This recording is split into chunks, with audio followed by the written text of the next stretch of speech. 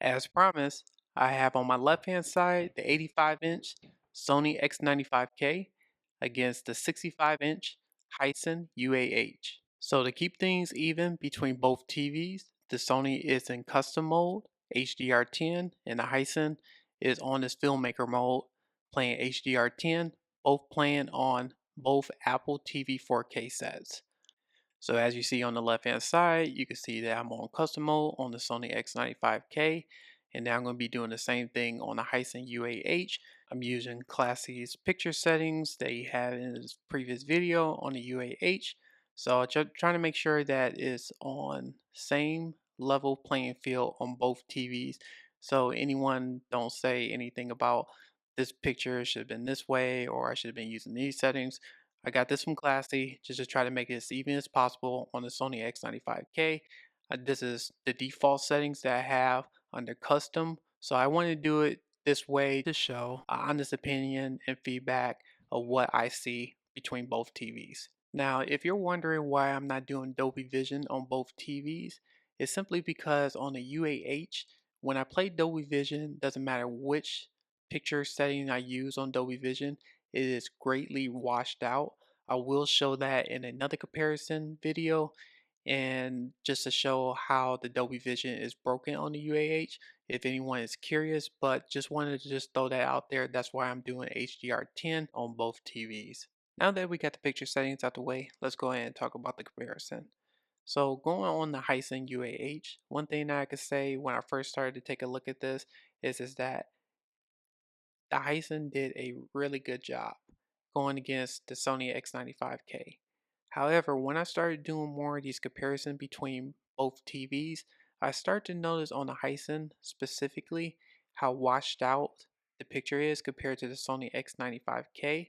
Now granted, the Sony X95K that I have is 85 inch and I'm going against a 65 inch, but looking at this, I should see the colors should be similar to each other, but looking at this comparison, you can see that the Hisense is washed or less contrast and sort of say between both TVs.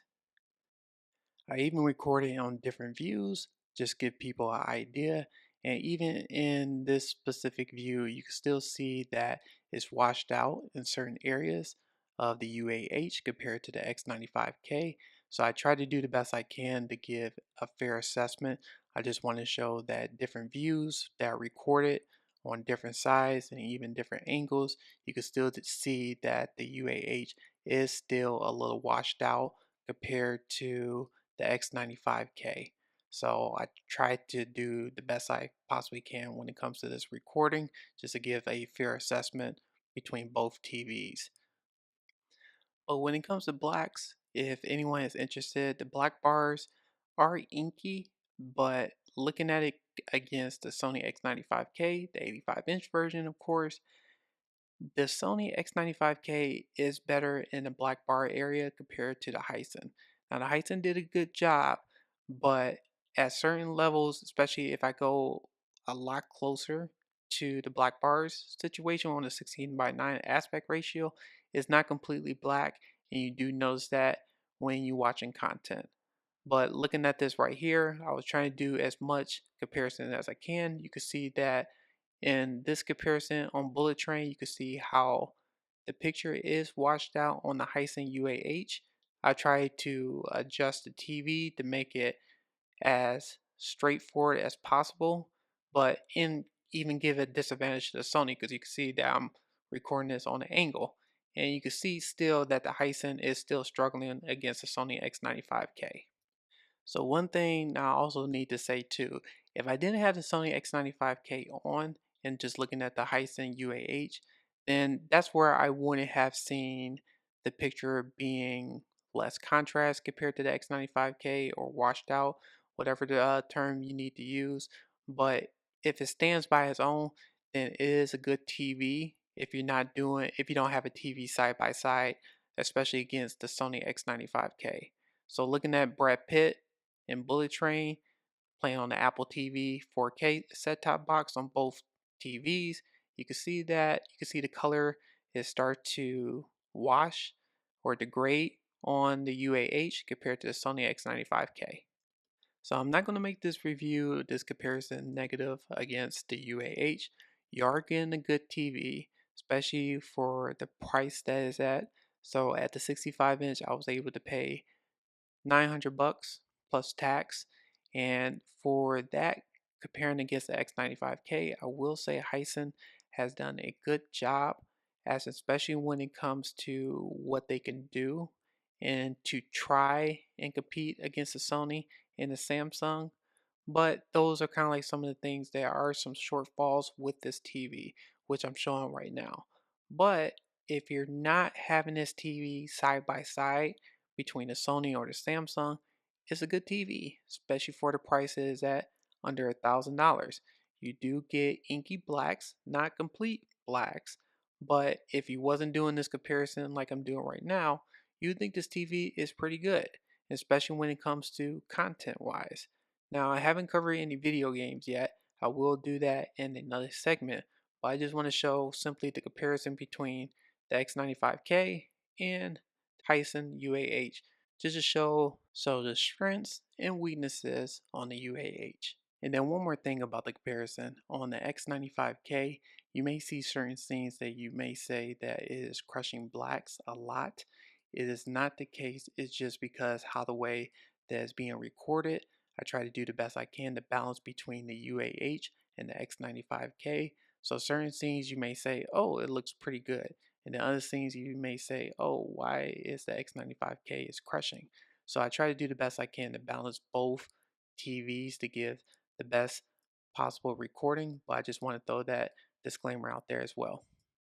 So switching topics from the obvious, let's go ahead and talk about the color, the detail, the depth, processing, and the motion. So looking at the UAH on the right compared to the Sony X95K, the UAH does a good job when it comes to the detail, but one thing that I have noticed with owning the UAH and the X95K, the X95K does have a lot more depth to its detail that makes it look more natural and more 3D dimensional compared to the Hisense.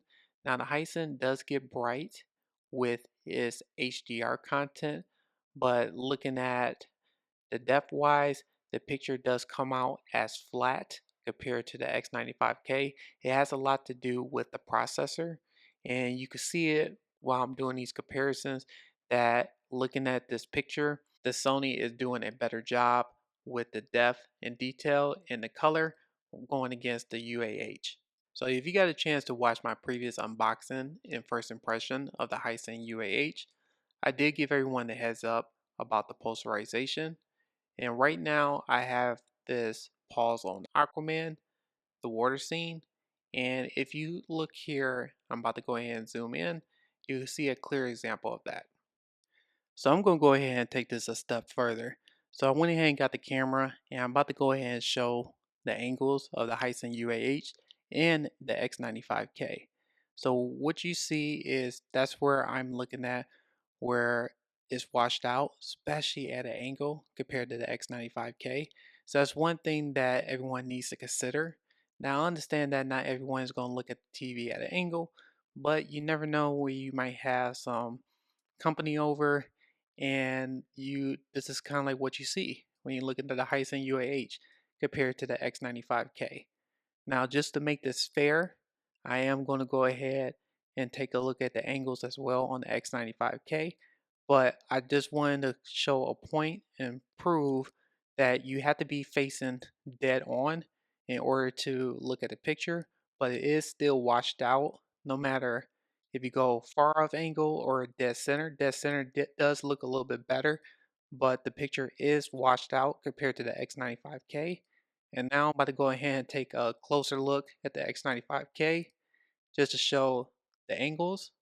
Now on the X95K, I wouldn't expect anyone to be at this extreme angles either, but for this comparison, I just want to show how it looks when you on the offside axis and just show the differences between the UAH and the X95K. Now, my intention in this video is not to beat the Hisense UAH, but simply just to show the performance differences between the X95K and the U8H to see if Hisense is getting close to Sony in this comparison and how they stack up against each other.